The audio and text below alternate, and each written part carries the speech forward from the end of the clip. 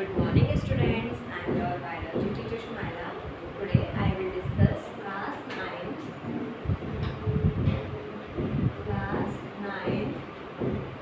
chapter 5, the fundamental unit of life. The fundamental unit of life. तो जो life होती है बेसिकली किसमें एग्जिस्ट करती है? सेल में।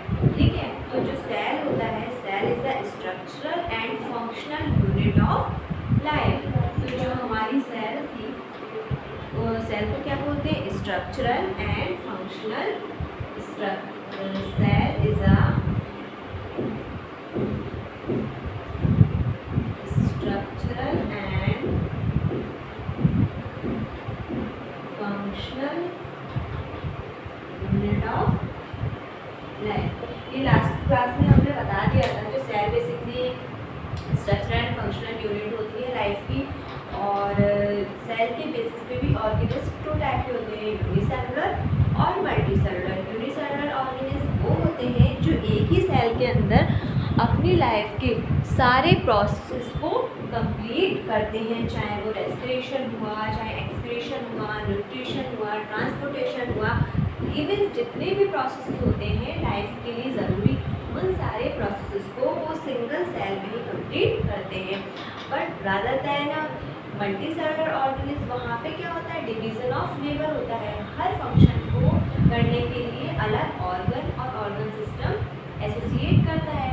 तो यूनिसेलुलर और मल्टीसेलुलर इन दोनों में ही क्या प्रेजेंट होती है? सेल। अब हम देखते हैं कि सेल बेसिकली बनी किसकी होती है, क्या कंपोनेंट होते हैं जो सेल जिससे बनती। जब सेल को हम इलेक्ट्रॉन माइक्रोस्कोप में स्टडी करते हैं तो बेसिकली हमें इसमें 3 पार्ट्स दिखाई देते हैं। देखिए ये क्या है? ये सेल। जब इसको हम इलेक्ट्रॉन माइक्रोस्कोप में स्टडी करेंगे तो इसमें 3 पार्ट्स दिखाई देंगे। First one is plasma membrane, plasma membrane या cell membrane. Second one is nucleus और थर्ड वन इज साइटोप्लाज्म। ठीक है, ये जब इलेक्ट्रॉन माइक्रोस्कोप में हम जब स्टडी करते हैं किसी भी सेल को तो 3 पार्ट्स वहाँ पे देखने को हमें मिल जाते हैं, प्लाज्मा मेम्ब्रेन, न्यूक्लियस या और थर्ड वन इज साइटोप्लाज्म। तो जो प्लाज्मा मेम्ब्रेन है वो किसी भी सेल की क्या है? आउटर मोस्ट कवरिंग है। न्यूक्लियस में लाइफ को जिंदा रखने के लिए इसके जेनेटिक मटेरियल प्रेजेंट होता है। और साइटोप्लाज्म में डिफरेंट टाइप्स के सेल ऑर्गेनेल प्रेजेंट होते हैं, जिससे कि सेल को एनर्जी मिलती है और सेल काफ़ी सारे वर्क कर पाती है। तो आज हम डिटेल में प्लाज्मा मेम्ब्रेन को स्टडी करेंगे। तो जो प्लाज्मा मेम्ब्रेन होती है ये आउटर मोस्ट कवरिंग है किसी भी सेल की, और ये बहुत मेम्ब्रेनस होती है क्योंकि देखिए नाम ही है प्लाज्मा मेम्ब्रेन। एकदम पतली सी कोई झिल्ली होती है जिसको बोला गया है प्लाज्मा मेम्ब्रेन। तो ये बेसिकली कैसे होती है? Selectively permeable. तो जो प्लाज्मा मेम्ब्रेन है ये सिलेक्टिवली परमिएबल नेचर की होती है। प्लाज्मा मेम्ब्रेन में से कुछ ही मॉलिक्यूल्स आ जा सकते हैं। जो प्लाज्मा मेम्ब्रेन है सेल को उसके एक्सटर्नल एनवायरनमेंट से सेपरेट करती है। तो देखिए प्लाज्मा मेम्ब्रेन क्या करती है? प्लाज्मा मेम्ब्रेन इसका नेचर कैसी होती है? ये होती है आपकी सिलेक्टिवली परमिएबल। ठीक है, ये क्या होती है? सिलेक्टिवली परमिएबल होती है, सेपरेट करती है, सेपरेट फ्रॉम एक्सटर्नल एनवायरनमेंट। ये सेल को कहाँ से सेपरेट करती है? एक्सटर्नल एनवायरनमेंट से सेपरेट करती है। ठीक है, तो जो और ये किसकी बनी होती है? जो प्लाज्मा मेम्ब्रेन होती है ये लिपिड एंड प्रोटीन की बनी होती है। जो प्लाज्मा मेम्ब्रेन है ये लिपिड और प्रोटीन की बनी होती है। तो देखिए ये कोई सेल है इस तरह से, ठीक है, ये क्या है, सेल, ये इसकी क्या है, ये प्लाज्मा मेम्ब्रेन, प्लाज्मा मेम्ब्रेन। तो इस प्लाज्मा मेम्ब्रेन ने सेल को एक्सटर्नल एनवायरनमेंट से सेपरेट किया। अब इस प्लाज्मा मेम्ब्रेन के थ्रू कुछ मॉलिक्यूल अंदर जाते हैं और कुछ मॉलिक्यूल बाहर। तो इसका जो नेचर हुआ वो कैसा हुआ, सिलेक्टिवली परमिएबल, क्योंकि यहाँ से कुछ ही सिलेक्टिव मॉलिक्यूल इससे बाहर जा सकते हैं या इसके अंदर आ सकते हैं। तो जैसे कि कार्बन डाइऑक्साइड है, ऑक्सीजन है, वाटर है इस सेल के अंदर। अब देखिए सेल के अंदर किसी को भी लाइफ रखने के लिए, किसी को जीने के लिए हमें कार्बन डाइऑक्साइड की नीड तो नहीं होती, हमें किसकी नीड होती है, ऑक्सीजन की। तो सेल के अंदर क्या जाएगी, ऑक्सीजन, और सेल के अंदर जितने भी कंपोनेंट्स प्रेजेंट होते हैं छोटे छोटे, उनको क्या बोलते हैं हम, सेल ऑर्गेनेल्स। क्या बोलते हैं उनको, सेल ऑर्गेनेल्स। तो सेल ऑर्गेनेल्स में जो भी एक्टिविटीज होंगी वहाँ से क्या एमिट होगी, कार्बन डाइऑक्साइड। तो कार्बन डाइऑक्साइड को सेल से बाहर फेंकना या ऑक्सीजन की एंट्री के लिए प्लाज्मा मेम्ब्रेन वर्क करती है। जब सेल को वाटर की नीड होती है तो सेल के थ्रू, इस प्लाज्मा मेम्ब्रेन के थ्रू वाटर भी क्या करता है, एंटर करता है, ऑक्सीजन एंटर करती है और बाहर क्या निकलती है, कार्बन डाइऑक्साइड। अब इस सेल के थ्रू कुछ मॉलिक्यूल्स भी जाते हैं और कुछ मॉलिक्यूल्स के बाहर भी आते हैं। जो ये प्रोसेस होती है, जो सिंपल कार्बन डाइऑक्साइड और ऑक्सीजन का एक्सचेंज होना, ये प्लाज्मा मेम्ब्रेन के थ्रू ये क्या होता है, सिंपल डिफ्यूजन के थ्रू होता है। यहाँ पे कोई भी एनर्जी की नीड नहीं हो रही, बिना एनर्जी कैरियर के, बिना एनर्जी की रिक्वायरमेंट्स के इन मॉलिक्यूल्स प्लाज्मा मेम्ब्रेन के अंदर जा रहे हैं और वहाँ से बाहर निकल रहे हैं। तो जिस प्रोसेस के थ्रू ऑक्सीजन और कार्बन डाइऑक्साइड प्लाज्मा मेम्ब्रेन में मूव करते हैं या बाहर निकलते हैं, इसको हम बोलते हैं सिंपल डिफ्यूजन। कौन सी प्रोसेस के थ्रू होता है ये, सिंपल डिफ्यूजन, ठीक है। अब जब जो वाटर एंटर करता है या सेल से एमिट करता है, तो यहाँ पे तो कोई भी एनर्जी की हमें नीड नहीं हुई गैसेस के एक्सचेंज के लिए। यहाँ पे हमने बोला सिंपल डिफ्यूजन हुआ, बट वाटर भी सिंपल ही डिफ्यूज करता है, बट वाटर के केस में हम इसको बोलते हैं ऑस्मोसिस, ऑस्मोसिस। अब कभी कभी क्या होता है, देखिए हमने देखा कि plasma membrane selectively permeable nature की है, सेपरेट करती है सेल को एक्सटर्नल एनवायरनमेंट से। It is made up of lipid and protein. जो इसका केमिकल कॉम्पोजिशन है वो कैसा है, इसका लिपिड और प्रोटीन का। सिंपल डिफ्यूजन के थ्रू इसमें गैसेस का एक्सचेंज होता है और वाटर का एक्सचेंज किस प्रोसेस के थ्रू होता है, ऑस्मोसिस के थ्रू। देखिए कभी कभी क्या होता है, जब एक सेल है,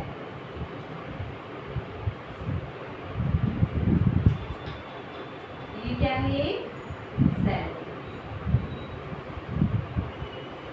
ठीक है, क्या है ये, सेल है।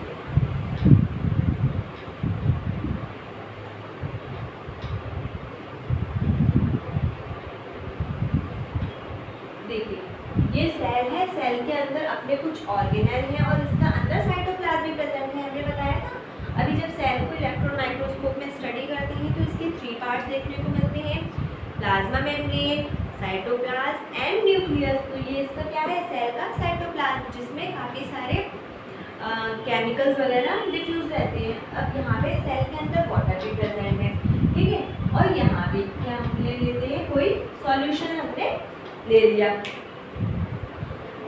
तो हमने 3 बीकर लिए, इन 3 बीकर में सेल को डाला और अलग अलग सॉल्यूशन दिया। यहाँ पे जो सॉल्यूशन हमने लिया है, जो इसकी कंसंट्रेशन है वो कैसी है, ज़्यादा है, ठीक है। सेल की कंसंट्रेशन कम है और इसकी कंसंट्रेशन, बाहर वाले सॉल्यूशन की कंसंट्रेशन ज़्यादा है। इस सेल की कंसंट्रेशन और बाहर वाले सॉल्यूशन की कंसंट्रेशन कितनी है, सेम कंसंट्रेशन है, ठीक है। अब यहाँ सेल की और बाहर वाले सॉल्यूशन की कंसंट्रेशन कितनी है, सेल की ज़्यादा है और बाहर वाले की कम है। तो देखिए जो वाटर है या कोई भी गैसेस है, इनका मूवमेंट कहाँ से होता है, हाई टू लो।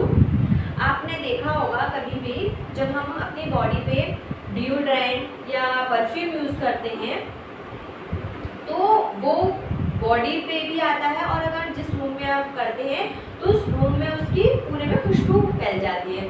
तो इसका मतलब क्या हुआ, जो कंसंट्रेशन है या किसी भी पार्टिकल का जो मूवमेंट होता है वो हाई कंसंट्रेशन से लो कंसंट्रेशन की तरफ होता है, ठीक है।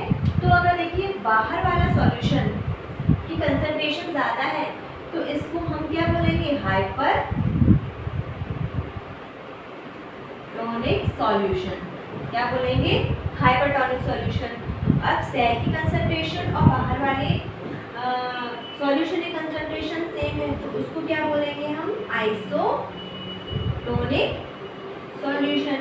अगर कंसंट्रेशन बाहर वाले सॉल्यूशन की कम है और सेल की कंसंट्रेशन ज़्यादा है तो इसको हम बोलेंगे हाइपोटोनिक सॉल्यूशन। देखिए अगर हम हाइपरटोनिक सॉल्यूशन में किसी भी सेल को रखते हैं जिसकी कंसंट्रेशन सेल की कंसंट्रेशन से कितनी है, ज़्यादा है, तो देखिए क्या होगा, आप अपना थोड़ा माइंड लगाइए कि इस तरह से ये सेल है और इसको अलग अलग इन्वायरमेंट में हमने प्लेस किया हुआ है कि सेल का इन्वायरमेंट तो सेम है बट इनको अलग अलग सॉल्यूशंस में रखा है। एक की जो कंसंट्रेशन है ज़्यादा है, एक की कंसंट्रेशन सेल की जैसी बिल्कुल सेम है और थर्ड वन की कंसंट्रेशन उससे कम है। तो देखिए यहाँ पे जो हाइपरटोनिक सॉल्यूशन लिया हमने, आइसोटोनिक सॉल्यूशन लिया और हाइपोटोनिक सॉल्यूशन, यहाँ पे सॉल्यूट की कंसंट्रेशन कितनी है, यहाँ पे कैसा है, हाइपरटोनिक सॉल्यूशन हाईली कंसंट्रेटेड है, ठीक है, यहाँ पे सेम है और यहाँ पे हाइपोटोनिक है।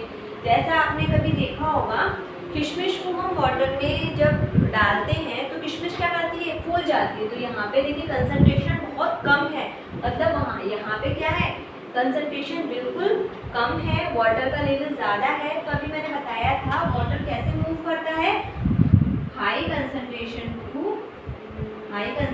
टू लो कंसंट्रेशन, ठीक है।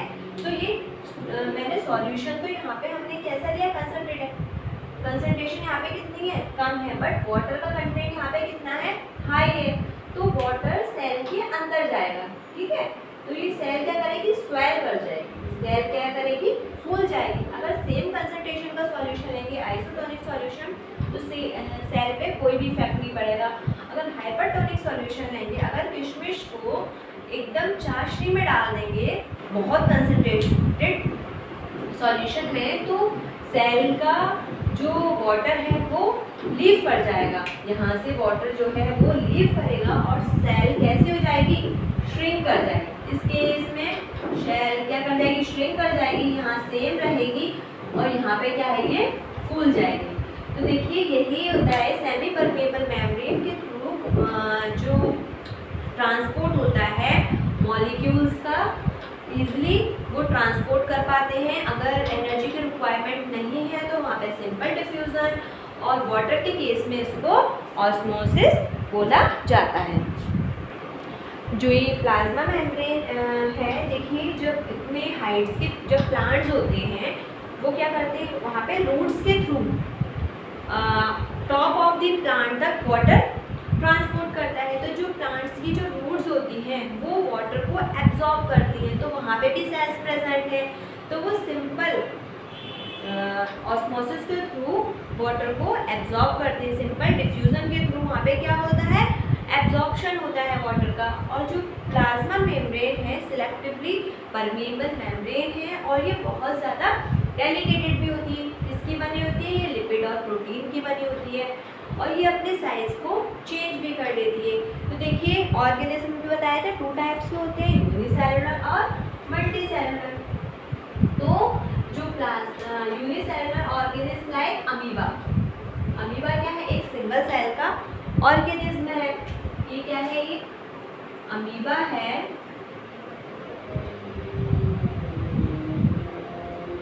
अमीबा ये क्या है,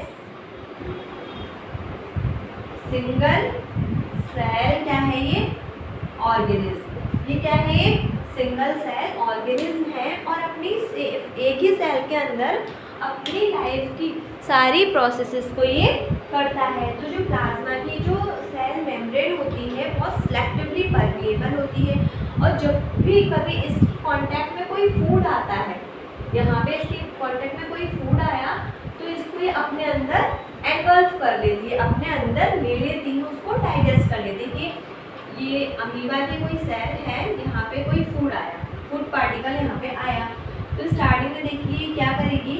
स्यूडोपोडिया बनाएगी, ठीक है, इस फूड को चारों तरफ, ठीक है। फिर कुछ टाइम बाद इस फूड को अपने अंदर क्या कर लेगी? एंगल्फ कर देगी और इसको डाइजेस्ट कर लेगी। और जो मल्टी सेलुलर ऑर्गेनिज्म होते हैं उनमें इस प्रोसेस के लिए अलग अलग फंक्शंस कैरी होते हैं। तो एक single cell organism like amoeba में जो सेमी परमिएबल मेम्ब्रेन है वो